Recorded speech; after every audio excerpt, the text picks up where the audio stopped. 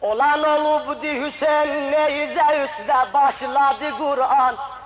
Alar Zeynep elə danışır Kufəlilər, kardeşime ona yazanlar hayandadır. Kardeşime ona yazanlar hayandadır. Görsünlər tar olup necə dünyası Zeynep'in Kufəlilər əli qızıyam. Ali qızıyam Kufəlilər, Ağle peygamberin nazar o ziverin verin. Gavret olanların bana sarta serin verin. Yada salın ata babamın yaxşılıkların. Şimdi sana onu her melenin keyferin verin. Behbeh Zehra evin abad ola. Zeynep kimi kız kalke tehvil veripse. Şimdi sana onu her melenin keyferin verin. Mehman gelende şehre çülüsüde yatırmıyor.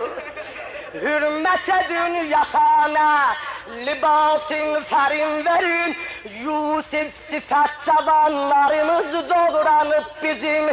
Kan ağlıyor anaları, köyneklerin verin Kufeliler. Ey bir vefalar, şimdi aktarıp balasın baba farban. Gahvaresin verin, demirem esrar verin. Avala ya.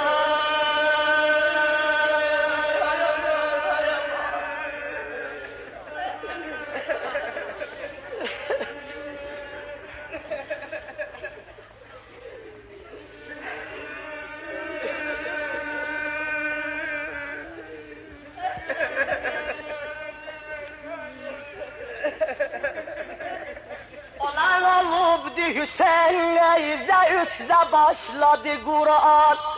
Alar Zeynep gördü ondan Kur'an sesi gelir. Zeynep day danışanmadı. Bir balacan kızlara baktı, bir o yaralı başa baktı. Gördü Kur'an sesi gelir. Amma hasibden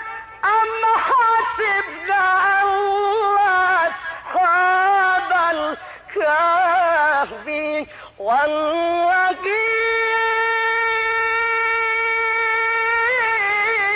كانوا من آياتنا عجبا دل و بازم قربان و خبرا